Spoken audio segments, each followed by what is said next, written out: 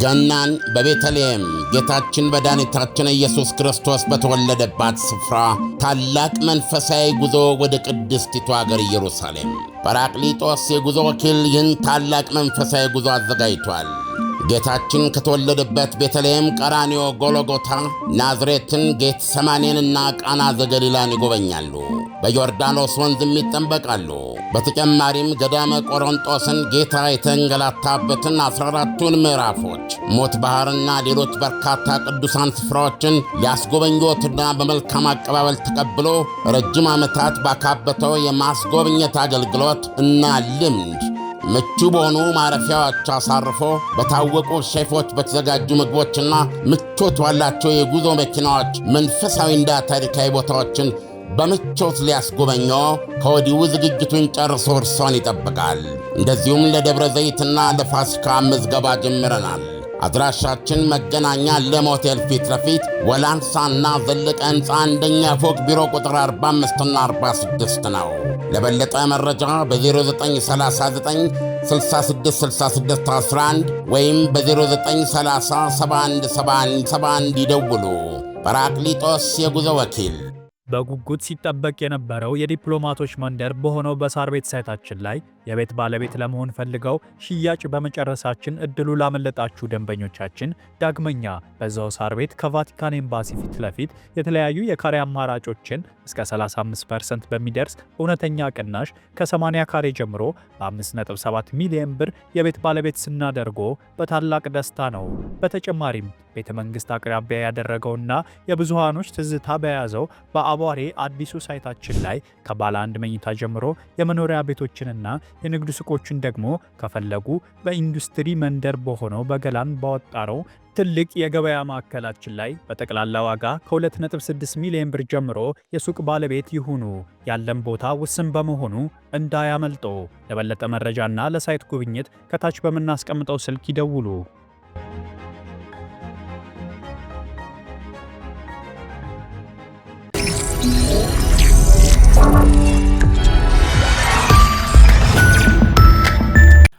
ይህ አዋዜ ሰበር ነው። የሩሲያና ህንድ መሪዎች በመካከላቸው ያለው ግንኙነት በሌላ እያሉ አሜሪካ ቁጣም ሆነ ለበጣ የማይነካ አካራራ መሆኑን አረጋገጡ።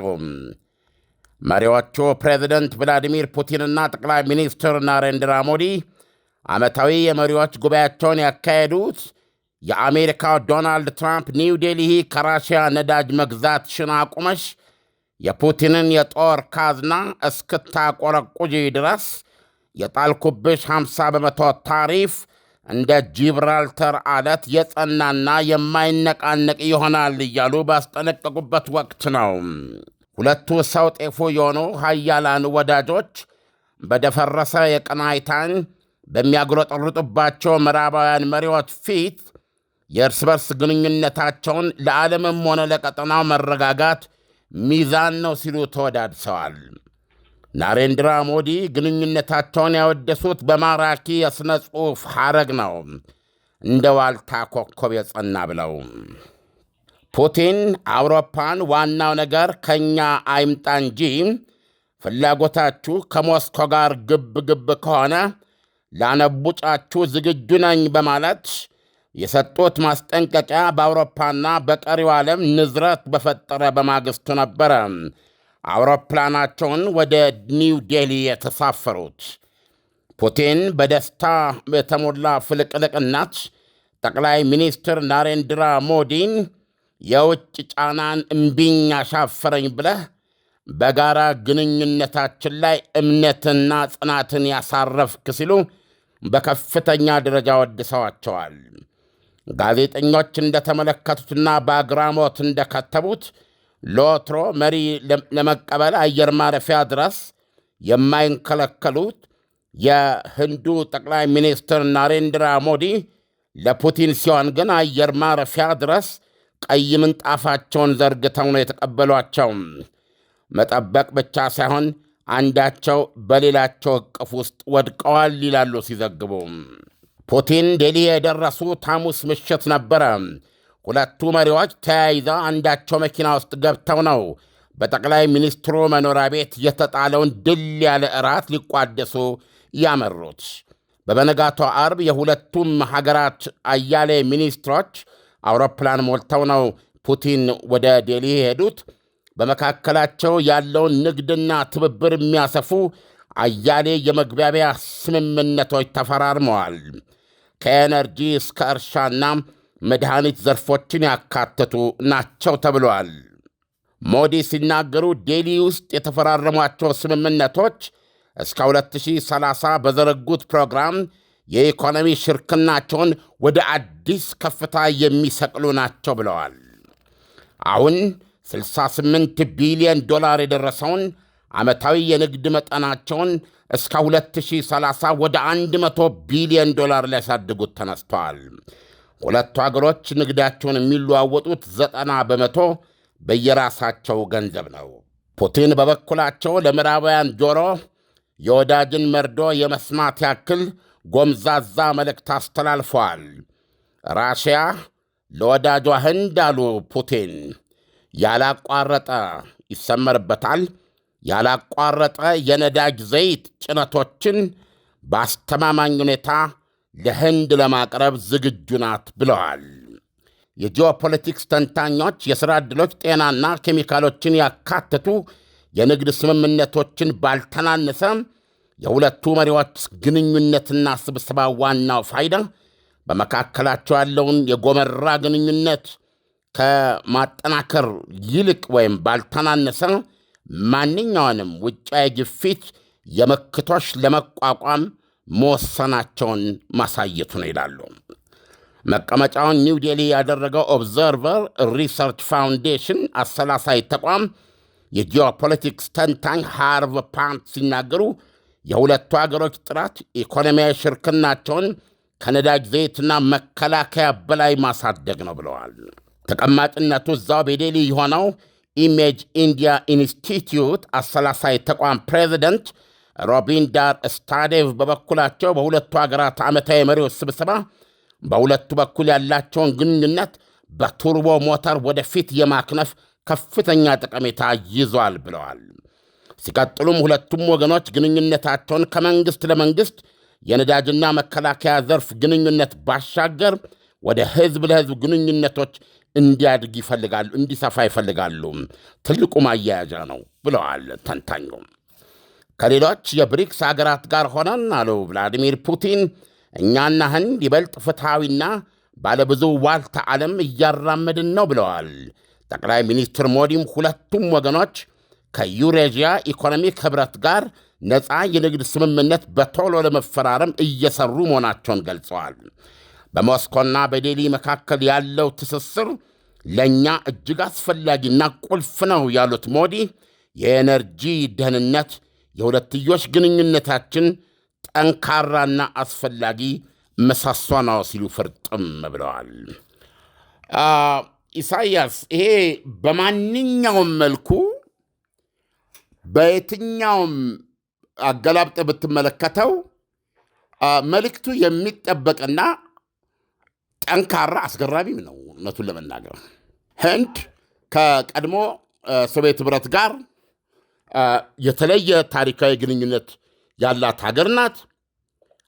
የምትታወቀውም በቀዝቃዛው ጦርነት ዘመን እንኳ በየትኛውም ኃይል ግራና ቀኝ ጆሮዋ የማይቆነጠጥ ለምን ወደዛ ወደዚህ ያለች ተብላ ማንም መስመርሽን ጠብቂ ብሎ ሊያዛት የማይችል ገለልተኛ የነበረች ሀገር ናት።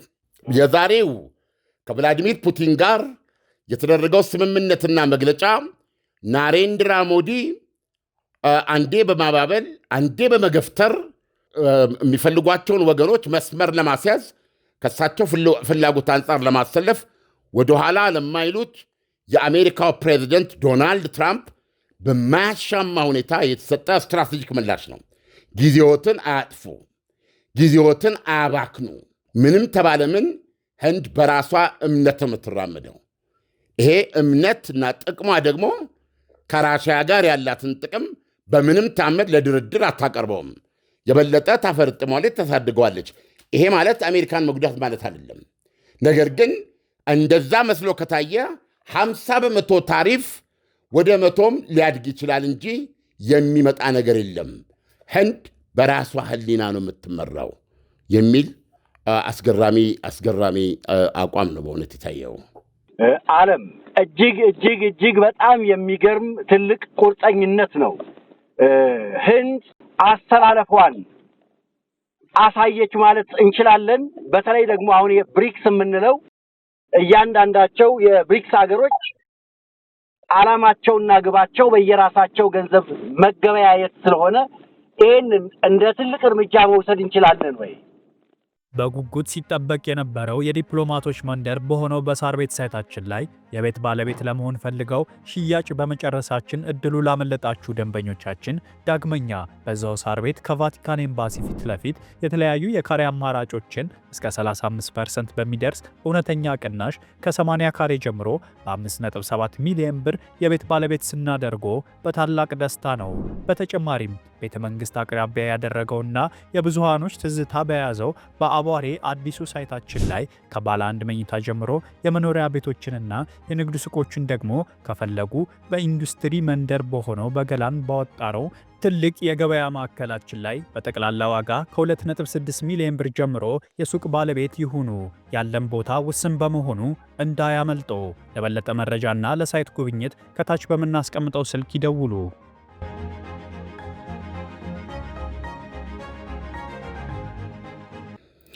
የሁለቱ ሀገሮች ዓመታዊ የንግድ ልውውጥ $68 ቢሊዮን ነው። ዶላርን ለመስፈሪያነት ሲጠቀሙበት ማለት ነው እንጂ አክቹዋል የንግድ ልውውጣቸውን የሚያደርጉት የህንድ ገንዘብ ሩፒ ነው፣ የራሽያ ገንዘብ ሩብልስ ነው። በዚህ ነው የሚለዋወጡት። ራሽያ ነዳጅ ትሸጣለች፣ ህንድ ሩፒ ትከፍላለች። ራሽያ ደግሞ ከህንድ ለምትገዛው ሩብልስ ትከፍላለች። ስለዚህ አንዳቸው ከሌላቸው የሚገበዩት ነገር ስላለ የ90% የገንዘብ ልውውጣቸው በራሳቸው ገንዘብ ነው። ይሄም በእነዚህ በሁለት ሀገራት መካከል የሚሽከረከረውን ባለ ብዙ ቢሊዮን ዶላር የንግድ የገንዘብ ሰርኩሌሽን ውስጥ ዶላርን አውጥቶታል ማለት ነው። የዲዶላራይዜሽን ወይም ደግሞ የመልቲፖላር አዲስ ግንኙነት መሰረት ይሄ ነው እና በዚህ ደረጃ ትልቁ ነጥብ እዚህ ጋር ህንድ የማንም ጠላት አይደለችም። ኢትስ ሎጂካል። ለምሳሌ ምዕራባውያን በነፃነት የሚያምኑ ናቸው። አሁን ለምሳሌ ለዩክሬን ሉዓላዊነት፣ ለዩክሬን ግዛት አንድነት፣ ለዩክሬን ናት መምረጥ ያለባት ይላሉ አይደለም። አሁን ይሄንን ይዘህ እነሱ ናቸው ትክክል ሰዎች በአገራት በማንም ተጽዕኖ ስር ሳይወድቁ በራሳቸው ቀና ብለው በራሳቸው እምነት በራሳቸው ነፃነት ነው መኖር ያለባቸው ብለው የሚናገሩ ሆነው ነው አይደል? ዩክሬን ላይ የምታየው። እዚህ ጋር መተህ ደግሞ ለምንድን ነው እኛ ከጠላት ከምናደርገው ከቭላዲሚር ፑቲን ጋር የምትዩ? ለምንድን ነው ከእሱ ጋር አብረሽ የምትታየው? ለምንድን ነው ከእሱ ነዳጅ የምትገዢው? ይሄንን የማታቋርጭ ከሆነ ወደ እኔ ገበያ አትመጭም። እስኮ ብላክ ኤንድ ዋይት እንዲህ እኮ ነው። እና ይሄ ደብል ፌስ ምንድን ነው የሚሉት? እንደዛ አይነት ነገር ነው። ስለዚህ አሁን እንደ ህንድ ያሉ ሀገሮች እነዚህ ቻይኖቹን ጨመረ እንደ ህንድ ያሉ ሀገሮች ከድሮም ሰርቶ በሌ ናቸው። እኛ ህንዶችን የምናውቃቸው በማዘሪ ኢንዲያ ነው የምናውቃቸው፣ በአረንጓዴው አብዮት ነው የምናውቃቸው። ያን ሁሉ ወፈሰማያት መግበው የሚኖሩ ናቸው። ሰራተኛ፣ የፈጠራ የሳይንስ ሰዎች ናቸው። ስለዚህ በዚህ ዓለም ላይ የራስ ሰው ሆነ ስትኖር ህንድ የአሜሪካ ጠላት አይደለችም። ህንድ ከአሜሪካ ጋር ያላትን የንግድ ግንኙነት በዚሁ ዘርፍ ከፍተኛ ደረጃ ብሄር ትደግፋለች። ነገር ግን ከአሜሪካ ጋር ወዳጅ መሆን ማለት አሜሪካ የጠላችውን መጥላት፣ አሜሪካን የወደደችውን መውደድ የመሆን ግርድና አይደለም። ስለዚህ እንዲህ አይነት ነገር ነው እንዶች ላይ የምታየው። እንደ ህንዶች በዛ የቀዝቃዛ ጦርነት ዘመን ገለልተኛ ፖሊሲ ነው የሚያራምዱት። መሪዎቻቸው በሙሉ ታሪካዊ አለማወቅ ናቸው። የምድራችን ግዙፏ ዲሞክራሲ ናት። አሁን ደግሞ ከራሽያ ጋር ያላቸውን ግንኙነት እንዴት በሚያስገርም ሁኔታ እንደገለጹ እንደሰማኸው ነው። እና ሪሊ በጣም ደስ የሚል ነበር። አሁን አንተ ይሄንን የዜና ትንታኔ እያቀረብ ቀን የሰራነውን ዜና አስታወስኩና በውስጤ ፈገግ አልኩኝ። ምክንያቱም ህንድ ቬንዙዌላ አይደለችም እንደማለት ልንወስደው እንችላለን። ያ ቬንዙዌላ ቬኔዙዌላ አሜሪካ ጥላ ውስጥ ናት ያለችው። ያላት የነዳጅ ክምችት ከሳዑዲ አረቢያን በላይ በጣም በዓለማችን አንደኛ ነው። ሳዑዲዎች በ100 ቢሊዮን ዶላሮች ነው የሚያፍሱት ነዳጃቸውን ሸጠው። የ2023ን የቬኔዙዌላን ስንመለከት 4 ቢሊዮን መሆኑ ያሳዝናል። ስለዚህ ይሄ ምዕራባዊ ንፍቀ ክበብ የሚሉት እንደውም አሁን ለጊዜው ቶሎ ትዝ አላለኝም እንጂ አሜሪካ እዛ ላይ ጠንካራ አቋም ነው ያላት። ጓሮዬን የምትለው ባለፈው ትዝ ይል እንደሆነ መከላከያ ሚኒስትር ሄግሴት ወደ አውሮፓ ተጉዞ በነበረበት ጊዜ ምክትል ፕሬዚደንቱም ኋላ ላይ ወደዛ ሄደው ነበረ። እንደ ሀገራቸው ፖሊሲ ያረጋገጡት ነገር የዩናይትድ ስቴትስ አሜሪካ የዶናልድ ትራምፕ አሜሪካ ትቅደም አዲሷ አሜሪካ ትኩረት የራሷ ጓሮና ኤዥያ ፓሲፊክ ቻይና ያለችበት እንደሆነ መግለጻቸው አይዘነጋም። ስለዚህ ጓሮ የምልህ ዌስተርን ሄሚስፌር የምትለው ውስጥ ነች ያለች ቬኔዙዌላ። እነዛ ቦታ ላይ አሜሪካ እንደ ተርብ ነው። ከእሷ መንገድ ለመውጣት የሞከሩ ያፈነገጡ ሁሉ እውነቴን ነው የምነግርህ በቁስ ደረጃ መስዋዕትነት ከፍለዋል። ኩባ የከፈለችው መስዋዕትነት እምን ድረስ ማብቂያ እንደሌለው የምነግርህ አሁን ድረስ ማዕቀቡ አለ። ካስትሮ እንዲህ እንደ ዛሬ ያንን ታሪካዊ ገላ ሞት ጥሎት በሳት ተቃጥሎ አመድ ሆኖ ከመበተኑ በፊት በትካዜ አንድ ነገር ተናግረዋል። ብዙ ጦርነት አድርገዋል ከአሜሪካ ጋር። መጨረሻ ላይ ምናሉ አንድ የሆነች ሀገር አንድ ጎረቤት ሀገር በአጋጣሚ በዚህ ብሄድ ይሻለኛል ብሎ አለ። በቃ ለእኔ በዚህ ብሄድ ነው የሚሻለኝ ብሎ መረጠ። ለዚህ ብቻ ከመሪ ከጊዜ ጊዜ ሳይቀያየር የአሜሪካ ማዕቀብና ቅጣት ኩባ ላይ መቀጠሉ በእውነት ህመም ያለው መደመም ነው የገለጹት። የአሜሪካ ተከታታይ መሪዎች ኩባን አልማሯት እና ካስትሮ ያሉት ጀስትኛ በዛ በኩል መሄድ ፈለግን። በቃ ሶሻሊዝም አለ ያንን ነው። ምንድነው ይሄን ያክል እኩል ጥምድ ስንትና ስንት አስርት ዓመታት ነው ያሉት። እና ቬኔዙዌላና ህንድ ለንጽጽር የማይቀርቡ እና ህንዶች በዚህ ሰልፍ ሪሊያንስ በነገራችን ላይ ኤዥያ ሀገሮች ብዙ ትምህርት ሊወሰድባቸው የሚገባ ናቸው። ኢቨን በዚህ አስቸጋሪ የዓለም ሁኔታ በሚዘገንን የኢኮኖሚ ማዕቀብ በርዕዮተ ዓለም ኮንፊውዥን ውስጥ ብቻቸውን የተተዉትና ባህታውያን የሚባሉት ሰሜን ኮሪያዎች እንኳ ጁቼ የሚባል በራስ መተማመን መርህ አላቸው።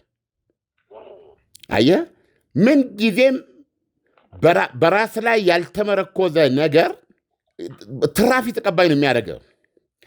ስለዚህ አሁን ኒውክሌር ቦምባቸው እንደ ልብ ስንዴ ያላመረቱ ሊሆን ይችላል። እንደ ልብ ይሄ ልባሽ ላይኖራቸው ይችላል። እንደ ልብ ይሄ ስማርትፎን እንደዚህ የምትለው ነገር በብዛት ላይኖራቸው ይችላል። ሰሜን ኮሪያዎች ዝንባቸውን ግን እሺ አትልም። እንደ ራሳቸው ሀሳብ ነው የሚኖሩት እና መንገዳቸው ላይ ገባሉ ብትል ተቃጥለው ነው ብትቀረው፣ አቃጥለው ነው የሚቃጠሉት። ኒውክሌር ቦምብ የጨበጡት ለዚህ ነው። እና ይሄ ሰልፍ ሪሊያንስ የምትለው ራስን መቻል የምትለው በዚህ በኤዥያ በጣም ገናና ነው እና ህንዶች በዚህ ነው የሚታወቁት። ቻይናዎች ይሄ ነው እሱ ነው ለዚህ ያደረሳቸው። ደቡብ ኮሪያኖች፣ ሲንጋፖር እንደዚህ ያልክ ትጠቅሳቸው ትችላለህ። እና ህንዶች ምንጊዜም የማንም ጠላት አይደሉም። ነገር ግን ባመኑትና በወደዱት መንገድ የመሄድ ነፃነታቸውን አስነክተው ያውቁም። ዓለም አሁን የህንድና የሩሲያ በራሳቸው ገንዘብ መገበያየት ይሄ ሀሳብ ቻይናን፣ ሊቢያን እንደገና ደግሞ ሰሜን ኮሪያን ያጠቃለለ እየሆነ ከመጣ ዶናልድ ትራምፕ ምን ያህል ሊበሳጩ ይችላል? ገናን በቤተልሔም ጌታችን መድኃኒታችን ኢየሱስ ክርስቶስ በተወለደባት ስፍራ ታላቅ መንፈሳዊ ጉዞ ወደ ቅድስቲቱ አገር ኢየሩሳሌም ጰራቅሊጦስ የጉዞ ወኪል ይህን ታላቅ መንፈሳዊ ጉዞ አዘጋጅቷል። ጌታችን ከተወለደበት ቤተልሔም፣ ቀራንዮ፣ ጎልጎታ፣ ናዝሬትን፣ ጌት ሰማኔንና ቃና ዘገሊላን ይጎበኛሉ። በዮርዳኖስ ወንዝም ይጠንበቃሉ። በተጨማሪም ገዳመ ቆሮንጦስን ጌታ የተንገላታበትን 14ቱን ምዕራፎች፣ ሞት ባሕርና ሌሎች በርካታ ቅዱሳን ስፍራዎችን ሊያስጎበኞትና በመልካም አቀባበል ተቀብሎ ረጅም ዓመታት ባካበተው የማስጎብኘት አገልግሎት እና ልምድ ምቹ በሆኑ ማረፊያዎች አሳርፎ በታወቁ ሼፎች በተዘጋጁ ምግቦችና ምቾት ባላቸው የጉዞ መኪናዎች መንፈሳዊና ታሪካዊ ቦታዎችን በምቾት ሊያስጎበኞ ከወዲሁ ዝግጅቱን ጨርሶ እርሶን ይጠብቃል። እንደዚሁም ለደብረ ዘይትና ለፋሲካ ምዝገባ ጀምረናል። አድራሻችን መገናኛ ለም ሆቴል ፊት ለፊት ወላንሳና ዘለቀ ሕንፃ አንደኛ ፎቅ ቢሮ ቁጥር 45ና 46 ነው። ለበለጠ መረጃ በ0939 666611 ወይም በ0930717171 ይደውሉ። ጰራቅሊጦስ የጉዞ ወኪል። ቻይናና ራሽያም እኮ ተመሳሳይ ነው። በሩብልስና በዩዋን ነው በአብዛኛው የሚለዋውጡ ፕሮባብሊ 100 እና ይሄ በጣም በዚህ በብሪክስ ሀገሮች መካከል እየተስፋፋ የመጣ ትሬንድ ነው። ይሄ ደግሞ የዶላር ማዕከላዊ የገንዘብ ስርዓትነቱን ካጣ አሜሪካም ቁልቁል ወረደች ማለት ስለሚሆን ዶናልድ ትራምፕ ወደ ስልጣን እንደመጡ የሰጡት ማስጠንቀቂያ ይሄ ነው። $1 ላይ አምጻለሁ፣ $1 በዶላር ምትክ እነዚህ ምናምን እንትን እላለሁ ብለሽ ብትይ አጠንግቼ ነው የምጥልሽ የሚል ማስጠንቀቂያን የሰጡትና በተግባርም ነው የሚያደርጉት። አሁን ብዙ ሀገሮች የአሜሪካ ገበያ እንግዲህ አንደኛ ነው በዓለም ላይ። ራሱ ይሄ የታሪፍ ውሳኔ ሁሉ ይሄን ያራመደ ነው እና ከዶላር መንገድ አፈነግጣሉ ያሉ ሀገሮች በሙሉ ይመታሉ እና ጦርነት ልትለው ትችላለህ። የዚህ የመልቲፖላር የሚባለው አዲስ መጪ ስርዓት መገለጫ ይሄ ነው። እንግዲህ ዶናልድ ትራምፕም ይህንን ለመቀልበስ የመጡ ሰው ናቸው። በዚህ ደረጃ ማየት ይቻላል። ዓለም አሁን በሩሲያና በህንድ መካከል የተደረገውን ስምምነት ስናይ የዶናልድ ትራምፕ ታሪፍ መጣል ውጤታማ ነው ወይ? አሁን እንግዲህ ዶናልድ ትራምፕ ቻይናም ላይ ጥለዋል። እንግዲህ ቻይና ወደ አሜሪካ የምታገባው ማንኛውም ምርት ላይ 30% ተጥሏል። ይሄ 30% የቻይና ዕቃዎችን በአሜሪካ ውስጥ የበለጠ እንዲወደዱ ማለት ዋጋቸው ውድ እንዲሆን አድርጎታል። የቻይና በዚህ ደረጃ የሚታይ አይደለም። አሁን ኤግዛክትሊ አሁን ያለውን ፊገር በትክክል አላስታውስም፣ ግን ያንተን ቃል ለመጠቀም 30% የሚለውን ቢሆን በሁለቱ ሀገሮች መካከል ያለውን የንግድ ሚዛን ስትመለከት በዓመት ሁለቱ ሀገሮች ከ500 ቢሊዮን ዶላር በላይ ነው ንግድ የሚለዋወጡት። አንዳንድ ጊዜ 700 ቢሊዮን ይደርሳል። እና በዚህ የንግድ ልውውጥ ውስጥ በከፍተኛ አትራፊዋ ቻይና ናት። የባለፈውን ዓመት ብንመለከት አሜሪካ ለቻይና የሸጠችው 144 ቢሊዮን ነው።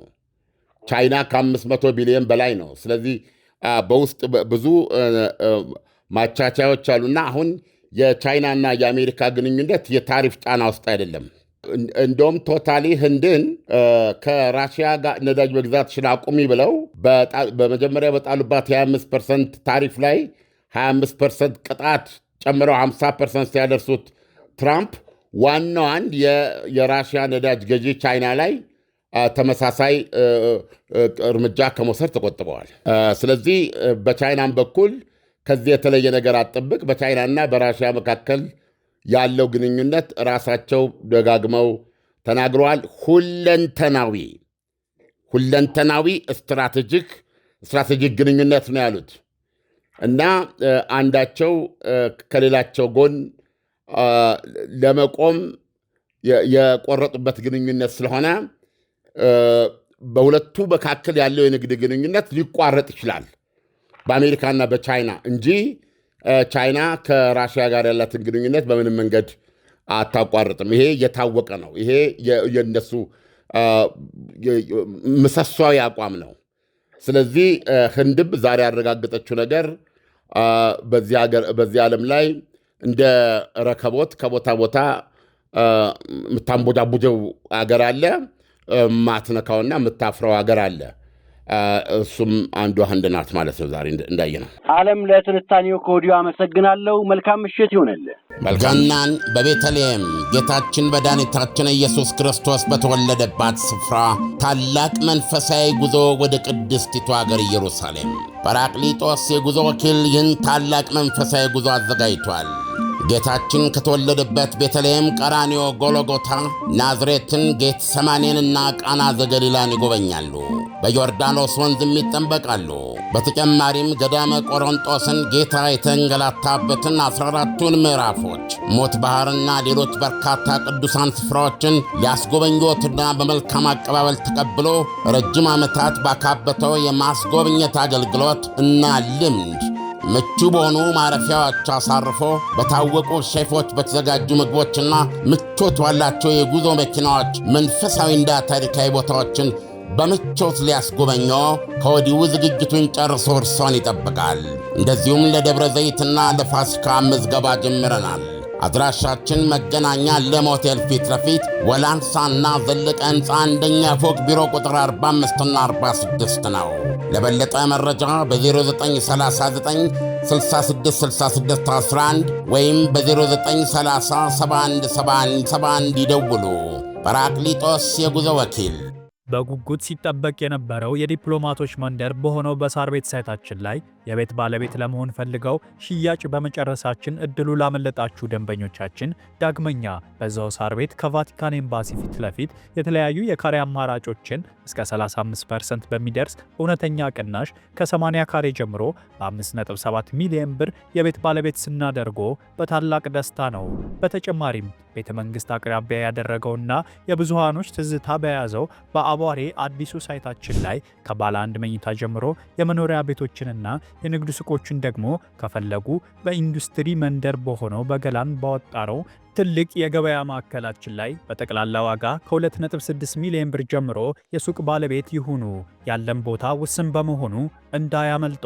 ለበለጠ መረጃና ለሳይት ጉብኝት ከታች በምናስቀምጠው ስልክ ይደውሉ።